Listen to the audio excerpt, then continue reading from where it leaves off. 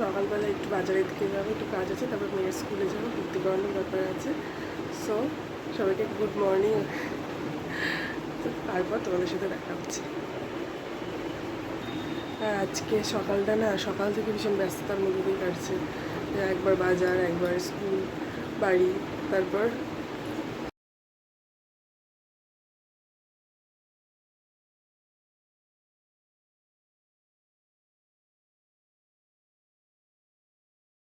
কাজ বাড়ির চাপ নেই, তাই আমি বসে আছি। সে খাচ্ছে না, খাওয়াটা ওর কাছে একটা বিলাসিতা। আমি টিভি দেখতে দেখতে খাবো। আর কিন্তু বাবা একটা বলতে পারে। আর এখন যেহেতু কাজ বাজ নিয়ে ভাবছি যে একটু রুমের যত আবর্জনা, কাগজগুলো সমস্ত বার করে একটু ডিপ্লিন করবো। সো দেখি এই পরিষেবা কতটুকু। আজকে আর কোনো রান্নাবান্না নেই, যদিও বাড়িতে রান্নাবান্না আমাদের করতে হয় না। সো আজকে মা বাবাদের সবার নিমন্ত্রণ আছে বলে মা বললো যে 2 প্যাকেট বিরিয়ানি স্বামী স্ত্রী মিলে খাওয়া। সো সেটাই হবে এখন, যদি তার সঙ্গে যদি কিছু করা হয়। সো ঘরটাকে ডিপ্লিন ভাবছিলাম করবো, কিন্তু পুরোটা হয়নি। আসলে যে কাগজপত্র, মেয়ের বই খাতা, আঁকার খাতা টাতা সমস্ত কিছু না মানে জমা হয়ে গেছিলো, ওইগুলোকে এক জায়গায় করলাম, কারণ সবসময় তো মানে সময় পাওয়া যায় না। এর জন্য আজকে যেহেতু রান্নাবান্নার কাজের চাপটা নেই, এদিকে আবার আরেকটা সমস্যা হয়েছে, এসির লোক এসেছে সেই, আর এসি লাগানোর জন্য। তো এর জন্য আর কি ভাবছিলাম যে বাইরেই খাওয়া দাওয়া করতে যাব, কারণ যেহেতু বাবা মা কেউ বাড়ি থাকবে না। তো এবার তারা এসে যাওয়ার পর জন্য আর যাওয়া হয়নি, তার জন্য খাবারটা কিনেই আনা হলো, নইলে ভাবছিলাম যে যাব। যাই হোক, এখন এইগুলো পরিষ্কার করছি, আর মানে দেখছি যে কোনটা লাগে কোনটা লাগে না, কারণ এইটা না সবসময় মানে করা হয় না। আর এই ধুলোবালি বই খাতা জমতে জমতে ঢিপি হয়ে যায়। আর ভাবছি যখন ওই জায়গাটা পরিষ্কারও করেছি, তো একদম জানলা মানে গ্রিল ঠিলও একদম মুছে নিই, কারণ সব সময় তো সুযোগ হয় না যথেষ্ট। এটা যথেষ্ট সময় সাপেক্ষর ব্যাপার। তো সেই জন্য একবারে মানে পরিষ্কার করতে গিয়ে সমস্ত কিছু একবারে করে নিলাম। আর খাবারটা দেবো, কারণ ও বিরিয়ানি খেতে পারে না, ঝাল লাগে। সো ওকে একটুখানি গাজর বিনস দিয়ে ফ্রাইড রাইস করে দেবো, শুধু খেয়ে নেবো। আমি ভাবছিলাম পনির দেবো, কিন্তু কদিন আগে শরীরটা খারাপ ছিল বলে ওটা দিলাম না। ওই দিই যাই এখন রান্না করতে গেছে, দেখো অবস্থা। যেমন শ্বশুর শাশুড়ি সেখানেও কাজ হচ্ছে, এই কাজ প্রায় 2-1 ঘন্টা সময় লাগবে।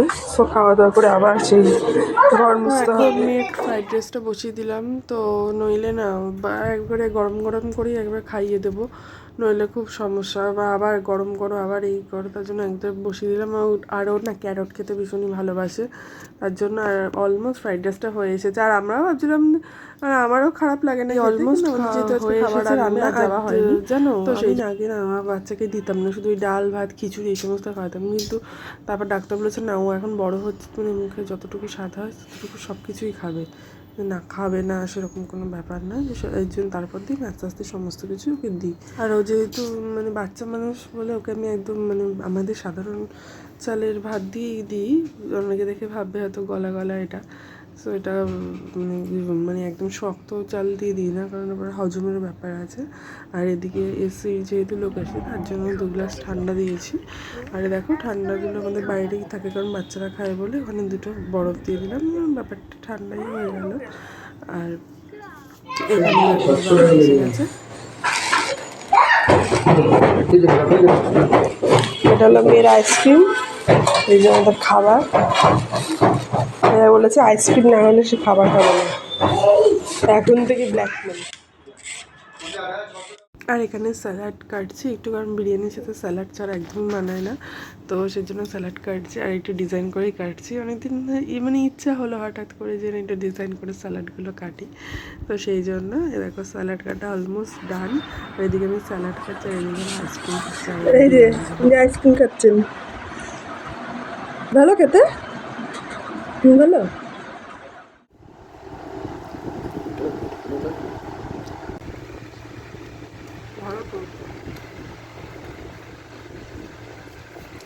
গরমের মধ্যে এই খেতে বসেছি, ওই যে দেবা দিবি, আর একজন ফোন দেখছে।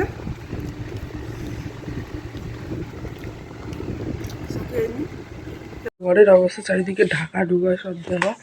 এখন এসি লাগিয়ে দিয়ে চলে গেছে, এখন এগুলো ঝাড়ঝুড় দিতাছি, তারপর ঘরটার মুছে, তারপর খাওয়া দাওয়া হলো এরপর শুতে যাব। মানে খাওয়া দাওয়া হওয়ার পর আর কাজের শেষ থাকে না। খুলে দেবো? হ্যাঁ, না, সব খাওয়া দাওয়া হয়ে গেছে। দেখো টেবিলের উপর বাটি বুটি সমস্ত থালা ফালা ধোয়া আছে। আর ভাবছি করে নিই, কারণ মানে যথেষ্ট গ্রিল মেশিনে দেওয়াল টেয়াল ফুটো করা, তো সেখানে যথেষ্ট ময়লা, সে ময়লা তো যায় না। এবার যতটুকু আমি পেরেছি করেছি, তারপর মা এসে তো আছেই, কারণ যার ঘর সে ভালোভাবেই করতে পারে। আমি একটু হালকাভাবে জাস্ট পরিষ্কার করে দিলাম, আর পুরো ঘর এই পুরো একদম বালি বালি হয়ে গেছে বলে একটু পুছেও দিলাম, নইলে পুরো সেটা একদম সারা গিয়ে খাটে ফাটে গরমে হাঁপিয়ে গেছি। সো ওর বাবা ওর মেয়ের সঙ্গে আবার একটা আইসক্রিম এনেছে, তো সেটাই আমি খাচ্ছি। আর আমিও খেয়েছি একটা।